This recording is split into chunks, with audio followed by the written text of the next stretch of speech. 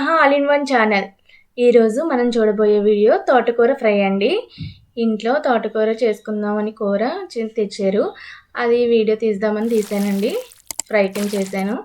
అది ఎలా చేసుకోవాలి ఈ వీడియోలో మనం చూసేద్దామండి. ఇదిగోండి తోటకూర ఫ్రై చాలా బాగా వచ్చిందండి. టేస్ట్ అయితే చాలా బాగుంది. ఇదిగోండి తోటకూర అయితే పెద్ద గట్లో 2 కట్టలు తీసుకొచ్చారు. అవైతే నేను నీట్గా కాళ్ళు తీయేసి ఆకులు ఏమన్నా చుక్క ఏమన్నా ఉంటే తీయేసానండి. నీట్గా ఏరుకున్నాను. ఇలాగా గిన్నెలో వేసుకుని ఓన్లీ చెట్లు పలంగానే కడుక్కుంటానండి. నేను ముక్కలు కోసి కడగను. ఇలా కడగటం వల్ల మొత్తం ఏమన్నా మట్టి కానీ ఏమన్నా ఉంటే నీట్గా పోతుంది. 3 టైమ్స్ కడుక్కోవాలండి. ఇదిగోండి ఇలా కోసుకున్నాను చిన్న చిన్న ముక్కల కింద. చెట్లను కడిగేసుకుని తర్వాత ఇలా కోసుకున్నాను. ఇది డైరెక్ట్ వేసేసుకోవచ్చు.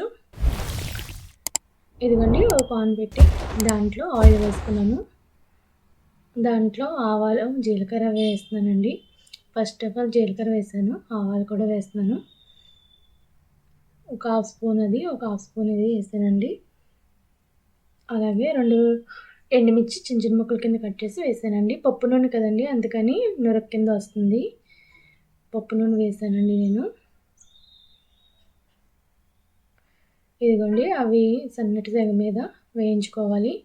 వేగిన తర్వాత మనం కట్ చేసి పెట్టుకుని తోటకూరని అయితే వేసుకోవాలండి. ఇదిగోండి కట్ చేసి పెట్టుకుని తోటకూరని అయితే వేసాను. ఇది బాగా లేత తోటకూర అని అనుకోక్కర్లేదు. కొంచెం పెద్ద సైజు అయినాయండి మొక్కలు అయితే. అందుకని అలా కాళ్ళు అయితే ఎక్కువగా ఉంది. బాగా లేత తోటకూర అయితే ఇంకా మొత్తానికి ముద్దలాగా కలిసిపోయినట్టు వస్తుందండి. ఎక్కువ బాలింతరాలకు అవి యూజ్ చేస్తారు. నేనైతే తోటకూర తెస్తే ఫస్ట్ ఆఫ్ ఆల్ పప్పు తోటకూర అని కానీ ఇంకేమన్నా తోటకూర ఫ్రై అని అంటాను. ఎందుకంటే నాకు తోటకూర ఫ్రై అంటే చాలా ఇష్టం. ఇదిగోండి ఈ విధంగా కట్ చేసుకోవాలి చిన్న చిన్న ముక్కల కింద. మిగతాది కూడా ఇలాగే కట్ చేసుకుని దాంట్లో వేసుకుంటున్నానండి. స్పీడ్ మీద కట్ చేయడం వల్ల కొంచెం పెద్ద ముక్కల కింద కట్ చేసాను.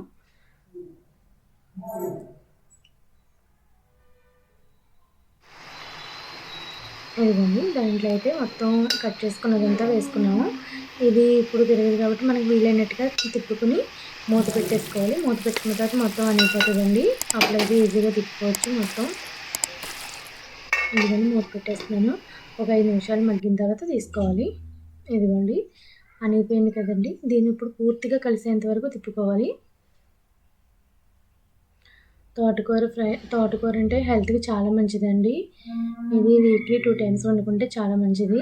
దొరికిన వాళ్ళు ఖచ్చితంగా వండుకోండి. ఇప్పుడు ఎక్కడైనా సరే మార్కెట్లో దొరుకుతుందండి తోటకూర. ఇదిగోండి దీంట్లో సాల్ట్ అయితే చాలా తక్కువ, హాఫ్ స్పూన్ వేసానండి. ఎందుకంటారేమో తోటకూర అంటే సాల్ట్ ఉంటుంది, అందుకని చాలా తక్కువగా వేసాను. కొంచెం పసుపు కూడా వేసానండి. ఇది పూర్తిగా కలిసేంత వరకు తిప్పుకోవాలి. చాలా ఈజీ ప్రాసెస్. ఓన్లీ తోటకూరలో ప్రాసెస్ ఎక్కువ అనుకుంటే మనం దాన్ని నీట్గా ఏరుకోవడంలోనే ఉంటుంది. ఎందుకంటే వర్షాకాలం అయ్యి చిన్న చిన్న పురుగులు కూడా ఉంటాయి కాబట్టి నీట్గా ఏరుకోవాలి. ఇదిగోండి మూత పెట్టేసుకున్నాను. మళ్ళీ ఒక 10 మినిట్స్ మగ్గనివ్వాలండి.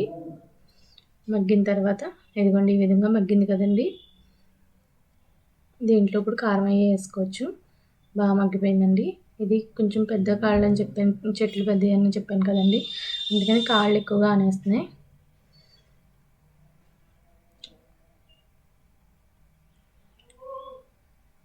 ఇదిగోండి దీంట్లో అయితే కారం వేసానండి. కారం మనం సరిపడగా వేసుకోవాలి. నేనైతే 1.5 స్పూన్ వేసాను, సరిపోతుంది అది. ఎందుకంటే ఎండుమిర్చి అవి వేసాం కదండి, ఆ ఘాటు కూడా ఉంటుంది. నీట్గా మొత్తం కలిసేంత వరకు తిప్పేసుకోవాలండి. ఇదిగోండి లాస్ట్కి అయితే అయిపోయింది. మా వీడియో మీకు నచ్చినట్లయితే ప్లీజ్ లైక్, షేర్, సబ్స్క్రైబ్. తోటకూర ఫ్రై అయితే రెడీ అయిపోయిందండి. మా ఛానల్ సపోర్ట్ చేయండి ఫ్రెండ్స్ ప్లీజ్. ఓకే ఫ్రెండ్స్, మరిన్ని వీడియోస్ కోసం మా ఛానల్ చూస్తూనే ఉండండి.